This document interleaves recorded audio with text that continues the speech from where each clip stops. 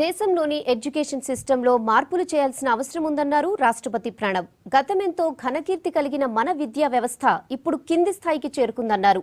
Indian economic association సదస్సుకు హాజరైన ప్రణబ్ బోధనతో పాటు ఆర్థిక వృద్ధిపైన సూచనలు చేశారు.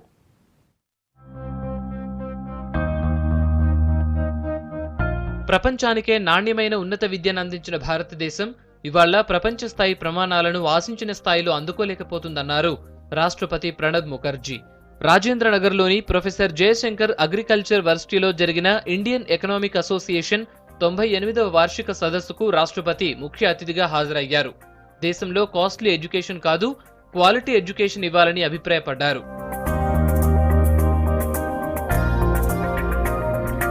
ఒకప్పుడు నలంద, తక్షశిల విశ్వవిద్యాలయాలతో విద్యా బోధనలో మన దేశం ప్రపంచానికే మార్గదర్శకంగా నిలిచిందన్నారు Pranab.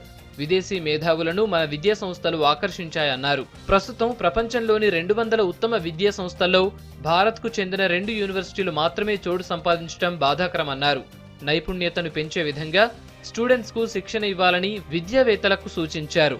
1800 years when it provided the leadership in the arena of higher education from 6th century BC, the heydays of Takshashila University, to 12th century AD with the collapse and destructions of Nalanda University.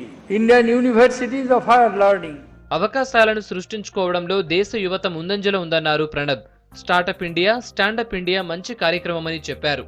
కేంద్ర ప్రభుత్వం ఆర్థిక రంగ అభివృద్ధికి, పేదల అభ్యున్నతికి ప్రవేశపెట్టిన make in India, digital India, ప్రధానమంత్రి జనధన్ యోజన వంటి పథకాలను సమర్థంగా అమలు చేయాల్సి ఉందన్నారు. Government has taken several measures such as Make in India, the Digital India program aims at bringing the digital divide. Schemes like Pradhan Mantri Jan Dhan Yojana aim at financial inclusion with a view to ensuring that the poor and the disadvantaged are not left out of the benefits of economic growth. ప్రస్తుతం దేశంలో అనుసరిస్తున్న education సిస్టంలో మార్పులు చేయాలని సూచించారు ప్రణబ్.